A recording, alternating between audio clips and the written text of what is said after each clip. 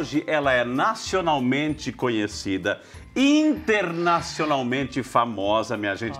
Referência de dermatologista desse planeta, minha gente. Vou conversar com a doutora Maura, sobre vitiligo. Uma coisa de fora? Bom dia, bem-vinda. Essa apresentação, muito obrigada. Bem-vinda, doutora, bem-vinda. Que alegria, viu? É uma alegria muito grande. A doutora Maura, gente, ela é referência no Brasil de assuntos dermatológicos. Porque ela é uma grande dermatologista, amiga aqui da TV Aparecida, amiga do quadro Saúde e Fé, viu?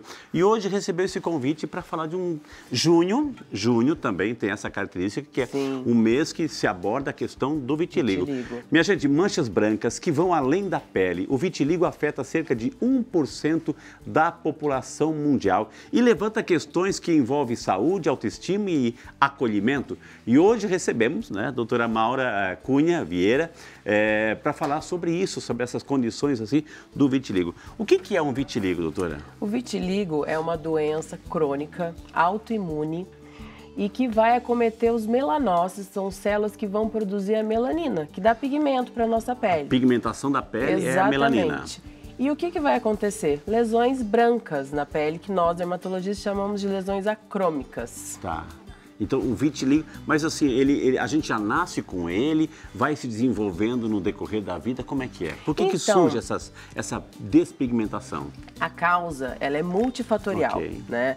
Não tem ainda muito bem estabelecida ao certo qual é, mas o que é mais aceito é a questão autoimune, como eu disse, né? Que é o nosso próprio corpo produzindo anticorpos contra os melanócitos, a causa genética. É muito comum 20 a 30% dos pacientes que são acometidos com vitiligo ter histórico familiar. E também a questão emocional, o estresse está muito relacionado, né? Lesões repetitivas na pele também predispõem aí o surgimento do vitiligo, que a gente chama até de fenômeno de Kebner.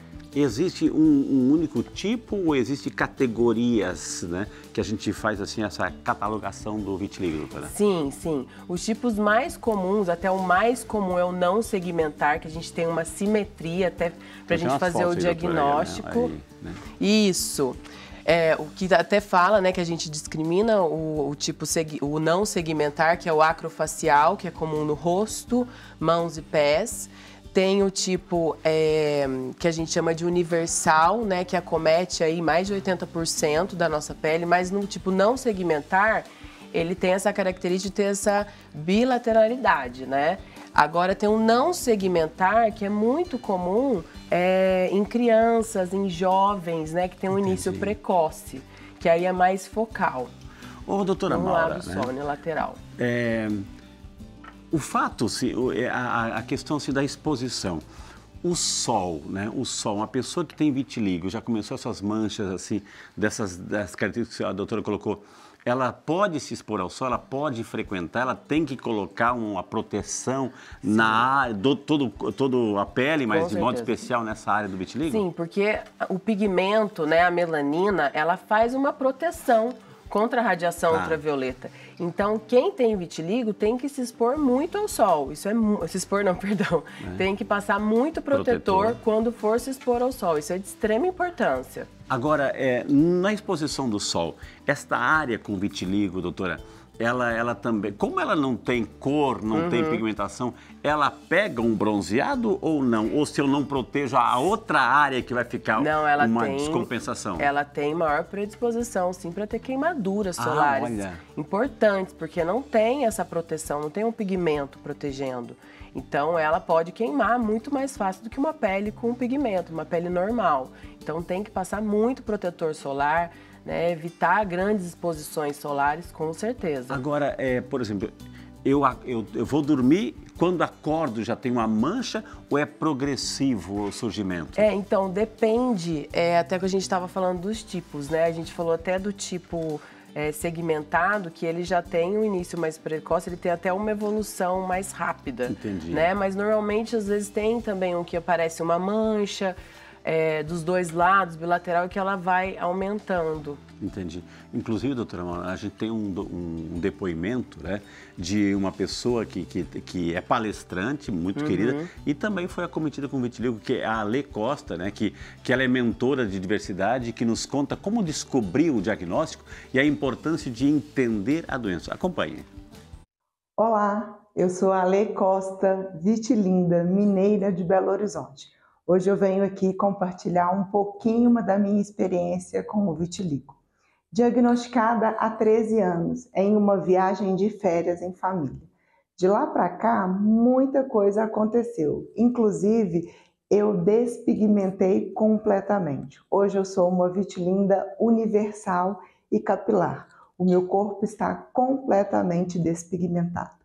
Mas nem sempre foi tão fácil de falar sobre o vitiligo assim como hoje eu estou falando.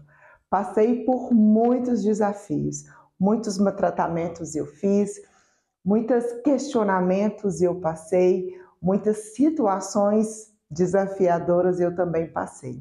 Mas eu quero dizer para você que foi diagnosticado ou que está vivendo um processo de luto ainda, de negação, de rejeição, fique em paz, se acolha, busque ajuda. Você não está sozinho. O vitiligo, ele não te define. O vitiligo não te impede de fazer nada. Não é fácil, mas é possível. Se eu conseguir ressignificar a minha vida, trazer o vitiligo para perto de mim e fazer dele o meu aliado de trabalho, você também consegue. Então, neste mês de junho, mês dedicado à conscientização do vitiligo, vamos juntos levar e dar voz à nossa causa, porque o vitiligo, ele não nos impede de fazer nada. E o pior preconceito é aquele que você não busca a informação. Conte comigo para te apoiar e viver uma vida mais leve e fazendo da sua diferença o seu diferencial. Um grande beijo.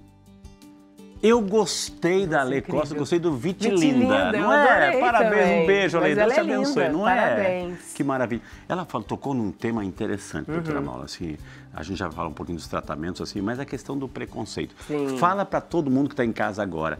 A pessoa, porque, é claro, tem a aparência, tem aquelas manchas, enfim, é diferente, ou seja, a gente tem que conviver com a diferença também. Mas, assim, a pessoa que tem vitiligo, eu não vou cumprimentar, eu não vou beijar, porque, ai meu Deus, vai pegar, vou ter isso. Pega. De jeito nenhum. Realmente, esse é o preconceito de achar que é uma doença contagiosa. De jeito nenhum. Não é. Eu estava procurando minha câmera. Não é uma doença contagiosa. Muito pelo contrário, como eu acabei de falar, né, é uma questão autoimune, genética, não vai passar. E tem, assim, tratamento, até que eu já vou falar para quem sofre de vitiligo, saiba que tem alternativas para a gente, pelo menos, pausar essa doença. Isso que eu né? Não... Tem como frear um pouquinho, doutora? Sim, a gente pode, assim... fazer tratamentos tópicos, existem várias alternativas como corticoides, imunomoduladores, existe a fototerapia, existem até mesmo a camuflagem cosmética, né, para quem se incomoda com essas manchas, mas ela não é motivo de vergonha nenhuma, muito pelo contrário. Eu lembro de uma mega estrela internacional, acho que é a Naomi Campbell, Sim. né, a modelo internacional, que ela fazia questão de mostrar aquela beleza.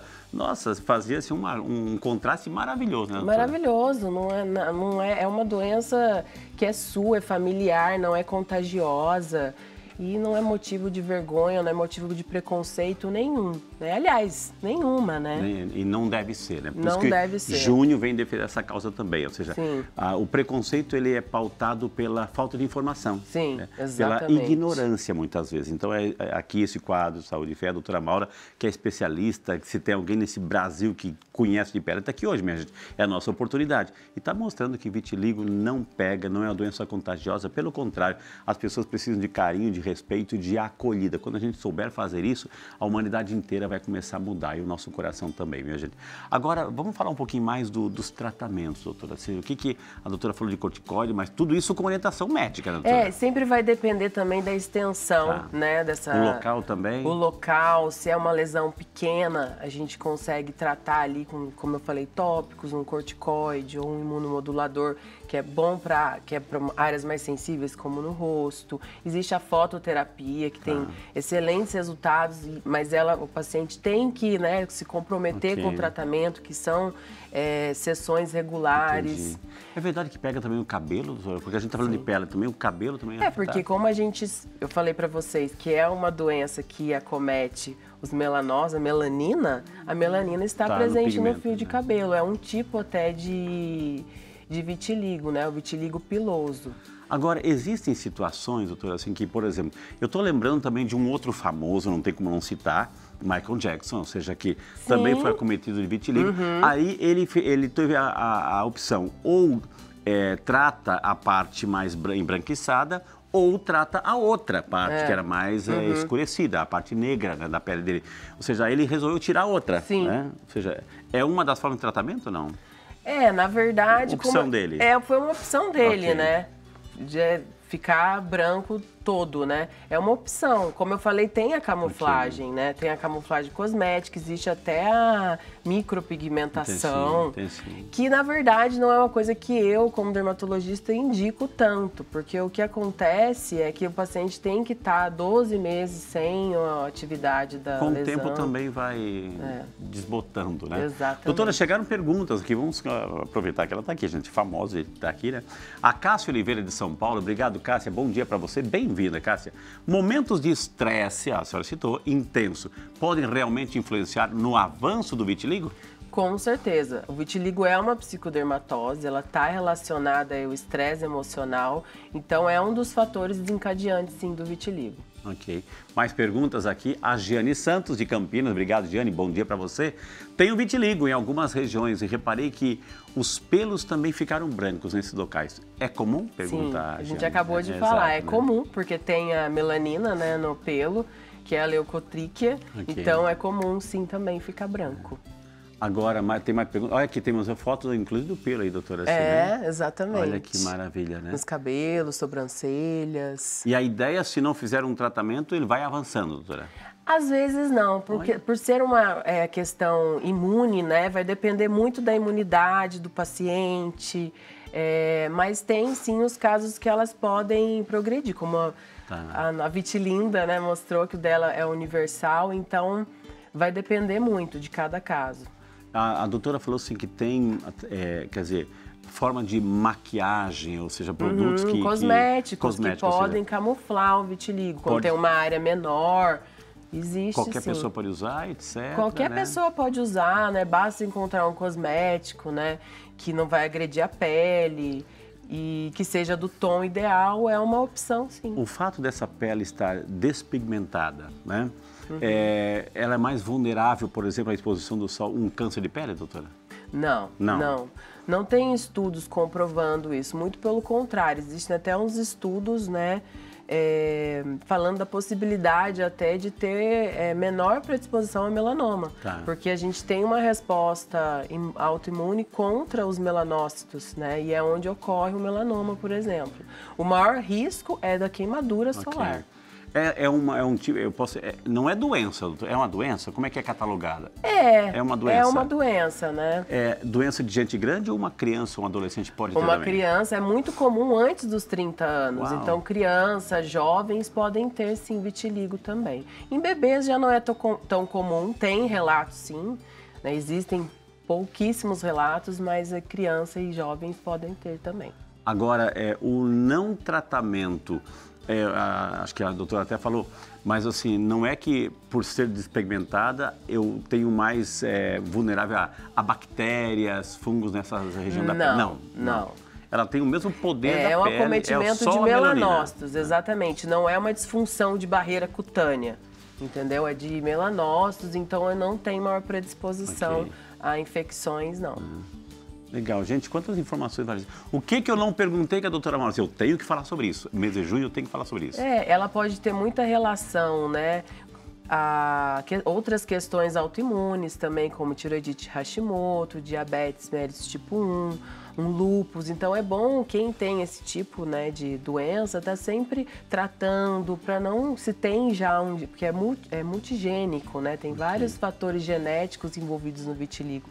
Então quem já tem alguma predisposição genética, autoimune, já tratar para não predispor aí ao vitiligo também. Eu lembro a primeira entrevista que eu fiz com a doutora Maura, estava grávida. Eu estava grávida da Maria. Da Maria. Que tamanho está a Maria agora? Eu tenho duas, né? A Alice, de 8 anos, e a Maria está com 3 anos. 3 anos. Manda um beijo para elas. Mando. Beijo, minhas lindas. Mamãe já tá aí. Gente, que maravilha. Tivemos um prazer de conversar com a doutora Maura, nossa queridíssima dermatologista, nacionalmente conhecida, internacionalmente reconhecida e famosa, que a gente recebe com tanto carinho cada vez que ele vem aqui. É uma aula, viu? Obrigado, doutora. Obrigado de coração. É um prazer. O quadro é rápido, mas é tão profundo, é tão bom. Com certeza. É tão bom, né? É sempre um prazer estar aqui com você, Bem-vinda conversando sempre, de assuntos tão pertinentes. Bem-vinda sempre, viu?